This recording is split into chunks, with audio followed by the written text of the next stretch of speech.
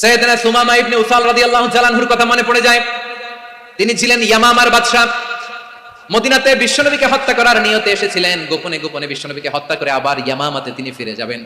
কিন্তু কি অবাক করা কাণ্ড, হত্যা করতে পারে নাই, সাহাবাদের হাতে তিনি ধরা পড়ে গেলেন।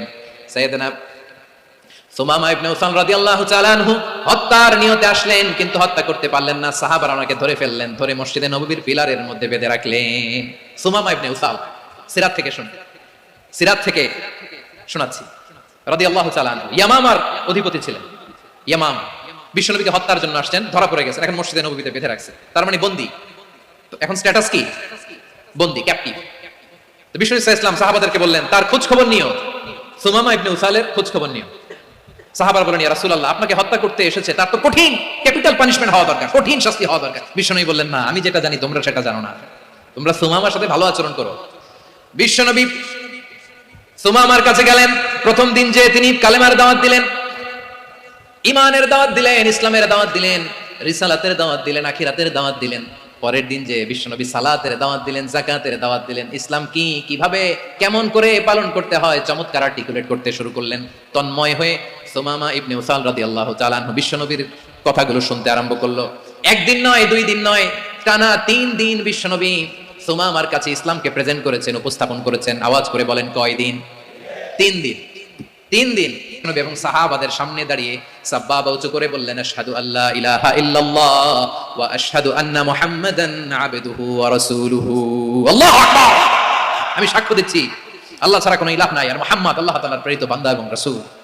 প্রিয় ভাইরা, ইহসান দিয়ে যা জয় করা যায়, কঠোরতা দিয়ে সেটা কঠিনকালেও জয় করা যায় না। আওয়াজ করে বলেন, ঠিক কি না? এবার সুমামা দাঁড়িয়ে বলে, ওগো নবী, আমি তো কালিমা পড়ে মুসলমান হয়ে গেলাম, এবার শোনেন, এই মুহূর্তের আগে আপনার চেহারার চাইতে নিকৃষ্ট কোনো চেহারা আমার কাছে ছিল না, কিন্তু শাহাদা পাঠ করার পরে আপনার চেহারার চাইতে উত্তম শ্রেষ্ঠ কোনো চেহারা আমার কাছে আর নাই। ও নবী, আজকের দিনের আগে ইসলাম ধর্মের চেয়ে নিকৃষ্ট অপছন্দনীয় কোনো ধর্ম আমার কাছে ছিল না, কিন্তু এই মুহূর্ত থেকে ইসলামের চেয়ে সেরা শ্রেষ্ঠ পছন্দনীয় কোনো ধর্ম আমার কাছে নাই। নবী গো, আজকের দিনের আগে মদিনার চাইতে অপছন্দনীয় নিকৃষ্ট কোনো শহর আমার কাছে ছিল না, কিন্তু এই মুহূর্তের পর থেকে মদিনার চাইতে কোনো শ্রেষ্ঠ শহর আমার জানা নাই। সে ছিল গমের বড় ডিলার, গম বেচতো। কি বেচতো? তার গম কিনে মক্কার লোকেরা রুটি খাইতো। সে ঘোষণা দিল, আজকে থেকে মক্কাবাসীদের জন্য সব গম আমি হারাম করে দিলাম, মক্কাবাসী এখন না খেয়ে মরে। সুবহানাল্লাহ পড়বেন না? মক্কাবাসী বিশ্বনবীর কাছে আসলেন, এসে বললেন, মুহাম্মদ, আমরা তো তোমার ভাই, তোমার চাচা, তোমার ভাতিজা, তোমার আত্মীয়, তুমি সুমামারে বলো সে যেন আবার গমের সাপ্লাই মক্কার জন্য অনুমতি দিয়ে দেয়। বিশ্বনবীর অনুমতি ক্রমে সুমামা আবার মক্কাতে গম পাঠাতে শুরু করলো। পড়েন সুবহানাল্লাহ। ইহসান, ইহসান দিয়ে আপনি যেটা জয় করতে পারবেন, you can win the heart of your enemies. ইহসান দিয়ে আপনি আপনার শত্রুর হৃদয়কে জয় করতে পারবেন। আওয়াজ করে বলেন, ঠিক কি না? এজন্য আল্লাহ বললেন, ওয়া আনফি, আমার বীর চট্টলার ভাইরা, কেউ যেটা দেখে না সেটা দেখে কে? এই বিশ্বাস হৃদয়ের মধ্যে আছে? নামাজে যখন দাঁড়ান এই ফিলিংসটা আনা যাবে? হ্যাঁ, এশার সালাত তো এখনো হয় নাই না? আলোচনা শেষে এশার সালাত এখানে অনুষ্ঠিত হবে, তাই না? আচ্ছা বলুন তো, আমরা এশার সালাত পর্যন্ত বেঁচে থাকবো, এই গ্যারান্টি আছে কার কার? হাত তোলেন। কয়েকজন হাত তুলছে পেছনে, না বুঝে তুলে ফেলছে। এশা পর্যন্ত যে আমরা হায়াত পাবো কোনো গ্যারান্টি আছে? সবাই আওয়াজ করে বলেন, গ্যারান্টি আছে? গ্যারান্টি নাই। এই জন্য বিষ্ণু ইসলাম বলেছে, এমন ভাবে নামাজে দাঁড়াও, ইবাদত করো, মনে করো হতে পারে এটাই আমার জীবনের শেষ নামাজ। পারফর্ম দ্য সালাহ as if this is the last and final prayer. এমন ভাবে সালাতে দাঁড়াও, ভাবো হতে পারে এটাই তোমার জীবনের শেষ নামাজ। এমন ভাবে নামাজে দাঁড়াও, ভাবো এটাই শেষ নামাজ। তাহলে নামাজে একাগ্রতা বাড়ায় দিবে কে? ফলে ইবাদতের ইহসান আমাদের অর্জিত হবে।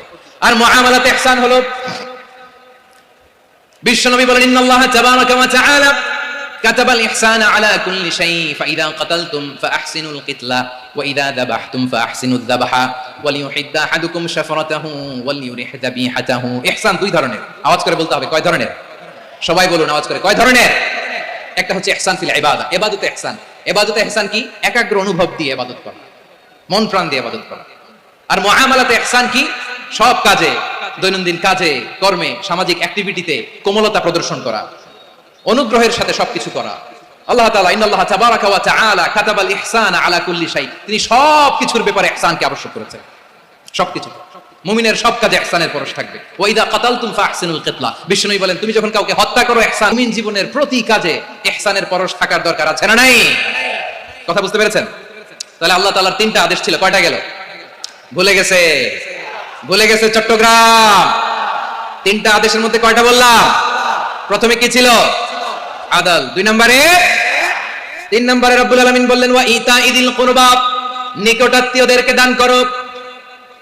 নিকট আত্মীয়দেরকে দাও, যারা তোমাদের ব্লাড কানেকশনের আত্মীয় তাদেরকে তোমরা দাও। এখানে জেনারেলি বললেন দাও, কি দিব সেটা তিনি এখানে বলেন নাই, সেটা তিনি সূরাতুল ইসরার মধ্যে বলেছেন। আল্লাহ বলেন ওয়া আতিযাল কুরবা হাক্কা, নিকট আত্মীয়দেরকে তাদের অধিকার, তাদের প্রাপ্য তোমরা বুঝিয়ে দাও। দেখেন, একটা শান্তির সমাজ, একটা সমৃদ্ধ সমাজ, একটা মানবিক সমাজ গঠনের জন্য আল্লাহ তাআলা বেশি না মাত্র 3টা অর্ডার, 3টা ভার্ডিক্ট তিনি জারি করেছেন। 1 নাম্বার সুশাসন, ন্যায় বিচার। 2 নাম্বার ইহসান। 3 নাম্বার নিকট আত্মীয়, যারা কাছে তোমার ভেরি ক্লোজ রিলেশনশিপে আছে তাদেরকে দাও। দাও, দিলে বাড়িয়ে দেয় কে? অনেকে দিতে চায় না, কৃপণতা করে। দিলে বাড়ায় দেয় কে? ও মিয়া, মদিনার মধ্যে সবচাইতে গরিব সাহাবী ছিল বেলাল রাদিয়াল্লাহু তাআলা আনহু। ওনার এন্টায়ার অ্যাসেট, সম্পদের পরিমাণ কতদূর জানেন? একটা লুঙ্গি। বেলাল রাদিয়াল্লাহু তাআলা আনহু, ওনার টোটাল ওয়েলথের এস্টিমেশন হচ্ছে মাত্র একটা লুঙ্গি। একটা লুঙ্গি, টোটাল ওয়েলথ এস্টিমেশন। টোটাল বুঝিয়ে দাও, ফুফুর অধিকারে বুঝিয়ে দাও। দেখবেন অনেক মায়েরা ছেলের পাতে মুরগির রান দেয়, মেয়ের পাতে দেয় মুরগির ঠ্যাং। এরকম আছে না নাই? ছেলেরা কি দেয়? মুরগির। মেয়ের পাতে কি দেয়? তো মেয়ের কি মুরগির রান খেতে মনে চায় না? মনে চায় না? এমনটা করা যাবে না। নিকটাত্মীয়দেরকে অধিকার দিয়ে দাও, নিকটাত্মীয়ের সাথে সুসম্পর্ক রাখো। আদেশটা কার? এজন্য প্রিয় ভাইরা, জীবনে যদি বারাকা অর্জন করতে চান, নিকটাত্মীয়দের সাথে সুসম্পর্ক রাখতে হবে, তাদের জন্য উপহার পাঠাতে হবে। বিশ্বনবী বলেন লা ইয়াদখুলুল জান্নাতা কাতে, যে ব্যক্তি আত্মীয়তার সম্পর্ককে ছিন্ন করে দেয় সে কশিন কালেও আল্লাহর জান্নাতে ঢুকবে না। আপনি কি এটা সহজ হাদিস মনে করছেন? এটা সহজ কথা।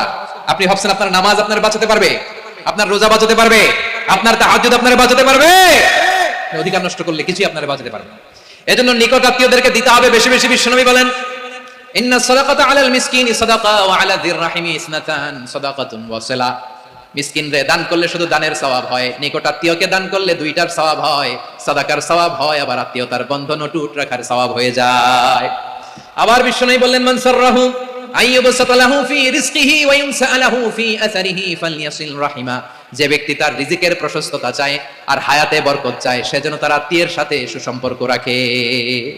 আমার প্রিয় চট্টলার ভাইয়েরা, আমাদের রিজিক বাড়ুক, এটা আমরা চাই কি চাই না?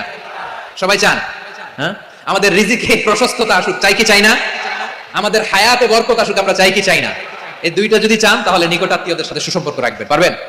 তাহলে সমাজটারে মানবিক সমাজ বানায় দিবে কে? 3টা আদেশ চলে গেল। কয়টা? আওয়াজ করে বলেন। 1 নম্বরে কি ছিল?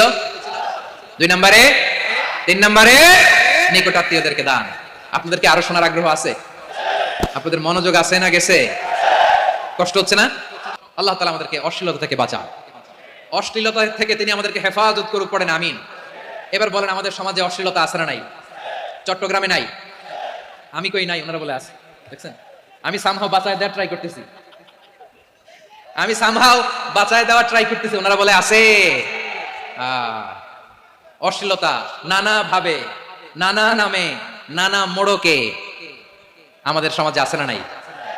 সংস্কৃতির নামে, ফ্যাশনের নামে, বিনোদনের নামে, উপন্যাসের নামে, কনসার্টের নামে অশ্লীলতা আছে না নাই? আপনি দেখেছেন কনসার্টগুলোর অবস্থা? এই যে আতিফ আসলাম যে আসছে আমাদের দেশে, তারপর কে কে আসছে, আমাদের তরুণ তরুণীরা, আমাদের যুবক যুবতীরা, আমাদের জেনজিরা, কি অবস্থা ওইখানে? হ্যাঁ, কি অবস্থা? কে বাঁচাবে ওদের? কে রক্ষা করবে ওদের ইমানের, ওদের চরিত্রের হেফাজতের গ্যারান্টি কে দিবে? কনসার্টের নামে অশ্লীলতা আছে না নাই? ছেলে মেয়ে একে অপরকে জড়ায় ধরতেছে, একে অপরকে চুমু খাচ্ছে প্রকাশ্যে, দিবালোকে, গণমানুষের সামনে। আল্লাহ তাআলা এই অশ্লীলতা থেকে আমাদেরকে বেঁচে থাকতে বলেছেন, বেঁচে থাকতে বলেছেন। রূপালী জগতের নামে অশ্লীলতা আছে না নাই? এই টার্মটা আপনারা জানেন না? রূপালী জগৎ কি জগৎ? আসলে কি রূপালী জগৎ না অন্ধকার জগৎ?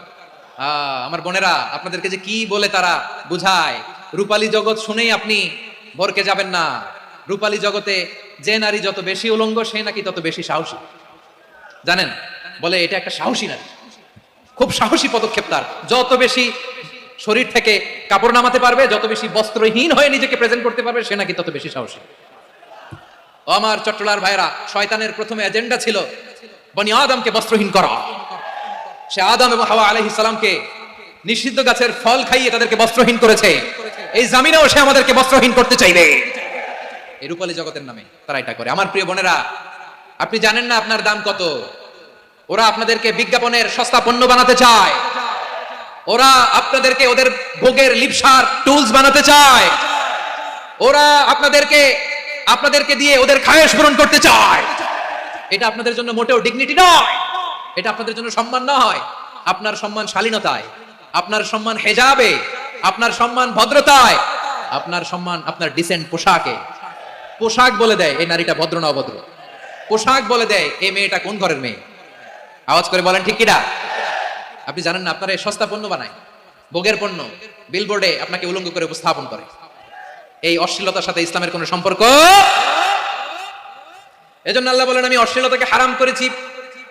অশ্লীলতাকে হারাম করার প্রথম কারণ হলো এর মাধ্যমে মানবতাকে অপমানিত করা হয়। কারণ মানুষের সম্মান মানুষের পোশাকে। মানুষ যখন পোশাকহীন হয়ে যায়, বস্ত্রহীন হয়ে যায়, তার সম্মান কমে যায়, ঠিক কিনা? অশ্লীলতাকে হারাম করার প্রথম কারণ হচ্ছে মানুষ